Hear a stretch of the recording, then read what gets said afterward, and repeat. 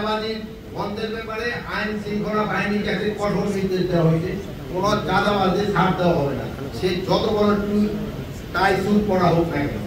আর গরিবের জন্য যেই টাকা অ্যালটমেন্ট হয় আমাদের ইচ্ছে থেকে ওটা যেন প্রপার ভাবে তাকে হাতে পৌঁছে, ওই জন্য অ্যাডমিনিস্ট্রেশন করা হয়েছে, তারা ঠিক মতো মনিটর করবে, টাকা যেন ঠিক মতো হয়। এখানে কোন অবস্থায় কোন রকমে এই দুর্নীতি টলারেট করা হবে না, কোন অবস্থায় দুর্নীতি টলারেট করা হবে না।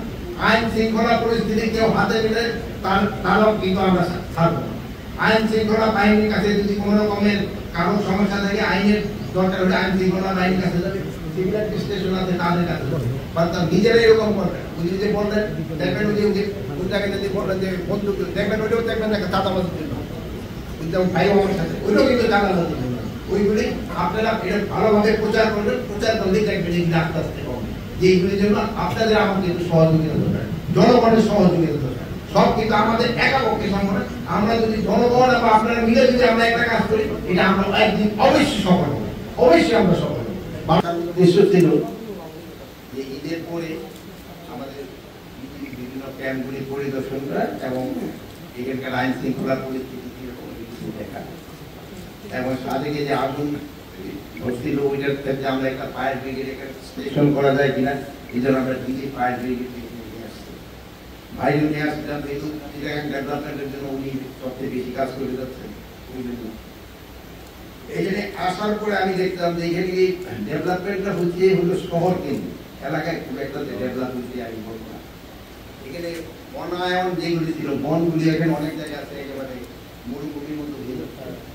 এগুলি কিভাবে কি করা যায় জন্য কিন্তু আমি বলতেছিলাম, হয়তো আপনার টেলিফোনে যেটা আমি 3 নিউজ এখানে চাকরি করছি, আমি ভাইয়ের সাথে দুষ্টামি করে অনেক সময় বলি যে আপনার থেকে আমার হিলে এক্সপিরিয়েন্স বেশি, যেটা আমি নিজে চাকরি করছি। আপনি হয়তো অনেক চাকরি করতেন, টাকা পড়াশোনা করতেন, এটা আমরা সবাই সময় দুষ্টামি করি, বাট এগুলো দুষ্টামি নয়।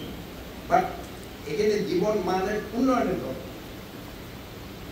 চেষ্টা করে যাচ্ছে ভাই, টাকাটা যেন গরিবের হাতে পৌঁছে, তারপর সে যেন এটা কেন একটা ডেভেলপমেন্ট থাকে, মানে একটা টাকাটা লাগে খেয়ে ফেললে হবে, এটা দিয়ে তার একটা আয়ের একটা উৎস বানানো। এই যে আসার সময় দেখা গেল যে অনেক জায়গা আছে, একটু অল্প একটু জায়গা বাদ দিয়ে কিন্তু মানে একটা মাছের চাষ করা যায়। তারপর অনেক জায়গা আছে আপনি দেখবেন যে হয়ে গেছে, মানে জায়গা আছে অন্য জায়গায় ধান হইতে পারে, ওই জায়গাটাও ধান কোনা যায়, যেহেতু আশেপাশে তো পানি হয়, মানে এইগুলো জিনিস হয় না। আর এখানে একটা সবচেয়ে বড় সমস্যা হচ্ছে হলো চাঁদাবাজি। এখানে যত ধরেন যে সহিংসতা যত বেশি হয় না কেন, এটা কিন্তু চাঁদাবাজি হলে এখানে এই মেইন সমস্যা। এই চাঁদাবাজি বন্ধ না করতে পারলে এটা কোনো দিন এই সমস্যার সমাধান হবে না।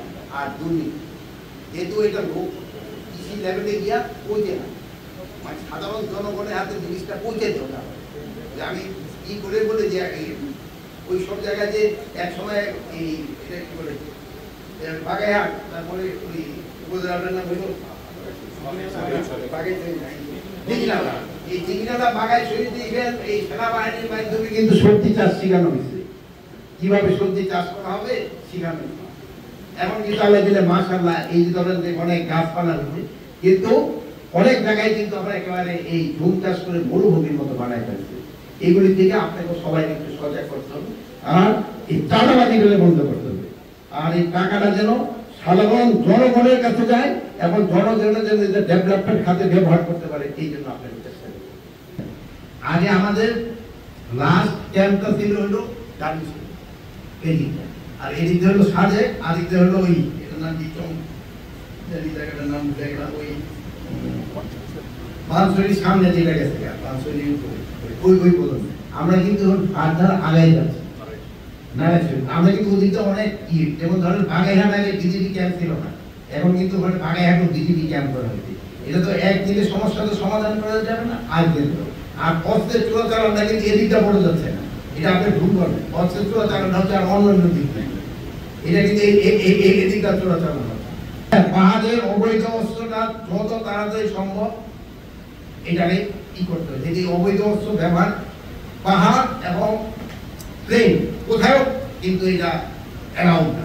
প্লাস আপনারা জানেন 5ই অগাস্টের সময় আমাদের অনেক প্লেনের থেকে অনেক টানা লুট হয়ে গেছে, সব হাতিয়ারগুলি আমাদের কিন্তু এখন উদ্ধার হয় নাই। এই হাতিয়ারগুলি কিন্তু উদ্ধার হয়ে গেলে সমস্যাটা অনেকটা সমাধান হবে। এই জন্য আমরা বাহিনীগুলির লজিস্টিক সাপোর্ট এবং দরকার হলে তাদের স্ট্রেংথ আরো বাড়ানোর চেষ্টা করা হচ্ছে। আর আপনারা বলেন যারা যদি বড় বড় কথা বলতে তারাই কিন্তু মারামারি শুরু করে দিচ্ছে। এখান থেকে ইনস্ট্রাকশন যাচ্ছে সুটটাই কইরা ইনস্ট্রাকশন দিতে মারা যাচ্ছে গরিবের পোলাপান। তাদের পোলাপান দিয়ে দেখবেন এরা কিন্তু অস্ট্রেলিয়া, ইংল্যান্ড, আমেরিকা ওই সব জায়গায় পড়াশোনা করতেছে। তারা কিন্তু সব বাইরে বাইরে পড়াশোনা করতেছে। সাধারণ পাবলিক এখানে বাইরে তারা এখানে রাজনীতি করতেছে এবং এখান থেকে তারা চাঁদাবাজি করতেছে। এটা যেন কোনো অবস্থায় না হয় এই জন্য আমরা ব্যবস্থা নিই। ভাইও কিন্তু এই ব্যাপারে খুব সজাগ চেষ্টা করতেছে। শোনেন, ভারতীয় মিডিয়া মিথ্যা বলার জন্য কিন্তু তারা চ্যাম্পিয়ন ভারতের ভিতরে। এই জন্য এটার ক্ষেত্রে আপনারা যদি সঠিক সংবাদটা দেন তবে আমাদের জন্য ভালো, দেশের জন্য ভালো। এবং আমি এই জন্য আপনাদের ধন্যবাদ দেই, আপনারা কিন্তু সঠিক সংবাদটা দেন। এই ভারতের মিডিয়া কিন্তু মিথ্যা সংবাদে কিন্তু গুজবে কিন্তু ওনারা রটাই বেশি। ওনারা কয়েকটা মিডিয়া আছে তাদের কাজ হলো শুধু গুজব রটানো।